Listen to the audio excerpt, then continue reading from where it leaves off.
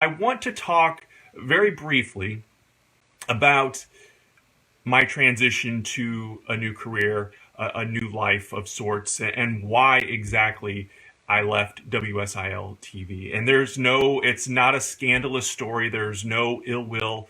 I have a good relationship, a great relationship with many of the people that are still at WSIL that I consider friends and colleagues.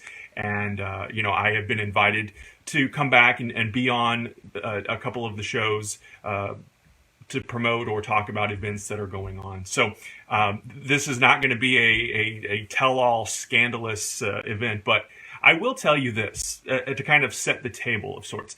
I started my career in broadcasting in 1996 at a TV station in St. Louis called KMOV, and I worked behind the scenes there for about 18 months. And I had a desire to become a reporter. Breaking into the news business, though, you don't typically start off in Market 20, which it was Market 20 at the time in St. Louis. So you have to put together a resume tape and kind of jump through and pay your dues.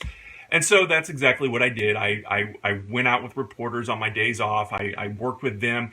They helped me put together a resume tape. I finally got hired in a little town called Florence, Alabama in 1997.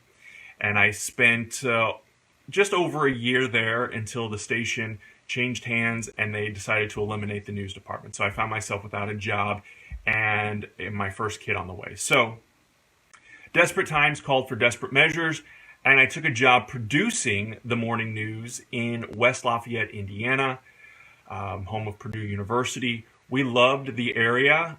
It was 5+ hours from home, where our parents, my wife and my family, both still live in St. Louis. So the goal was to always get closer to St. Louis. Well, some things happened, and there were opportunities in Southern Illinois at WSIL.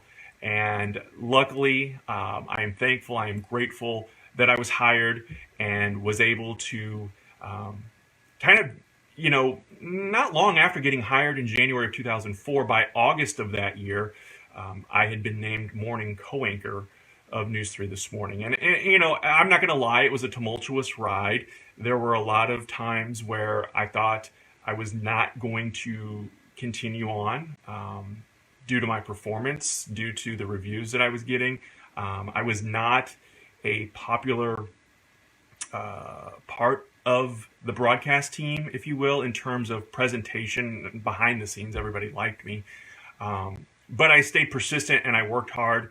And this isn't, I'm not patting myself on the back, but I had a goal, I had a vision in mind, and I knew that if I just had the opportunity, that I was going to, be able to do the task at hand. And I stayed the course, and I believe when it was all said and done, it was 9 co-anchors later in 2019.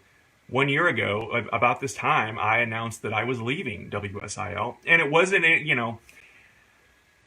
after several years, things just kind of accumulate and pile up. And, the early mornings were getting earlier and earlier and earlier. And I just found myself kind of questioning, do I want to continue doing this for the rest of my life? And I knew the writing was on the wall in several cases that I was not going to advance. I was not, and advance, I think, is a term that, is more of a perception of the public.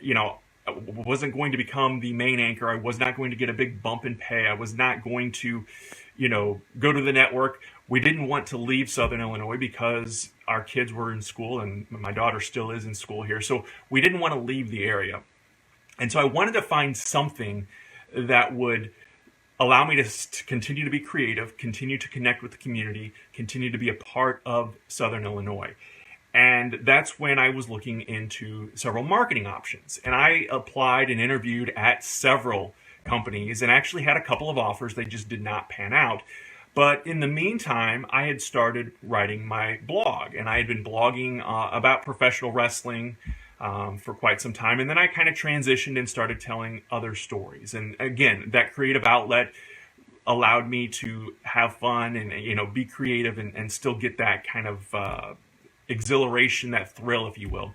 So Along the way, I met a woman named Whitney Roberts, who is the chief marketing strategist at Idea Creative Marketing. She was launching a fundraiser, a philanthropy project called Knock Hunger Out of the Park. It was a food drive with other businesses that were sponsors. And every Wednesday out at Rent One Park, they would do these food drives. And so she had come on the morning show to talk more about it. And as I met her and saw her mission and her philanthropy, this was 2015, I decided that I was going to approach her and see if there were any blogging opportunities, just freelance stuff that I could do. And so I started writing for her and writing content for her clients. And it just kind of snowballed from there. And so this is now 5 years ago, but at the time I wasn't sure what I wanted to do. And then as I did more work with Whitney and her team, I knew that I wanted to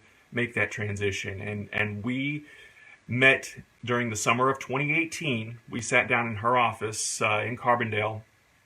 And because by that point I was frazzled, I was emotionally, I was mentally, I was drained. I needed out. I needed out of the news. I wanted out.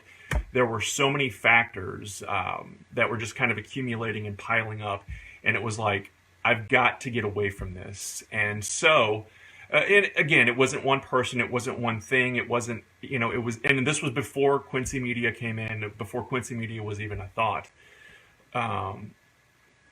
And we worked out a plan, and I went to work for her part-time. And so I was working in the mornings at WSIL until about 10 or 11, and then I would go into Idea Creative Marketing after I'd have lunch, and I'd work until 3 or 4 in the afternoon. And so for about 6 months, it was a hell of a schedule, I'm not going to lie. But I wanted to be a part of her team, and she was offering me an opportunity to get out of my current situation, or my situation at that time at WSIL. And so, that at that point, it was about a 3.5 year relationship of sorts that we were working together, that she saw something in me. I obviously saw something in her and her business and the way that she does business and her professionalism and her knowledge about marketing. And I wanted to soak all of that up and take in as much as I could and make the transition. And so in June of 2019, that's exactly what I did. And I am happier. I sleep better.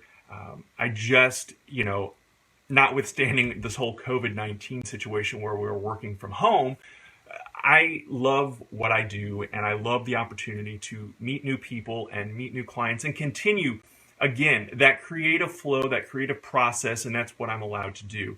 And I look forward to meeting the people out in the community still and being a part of events.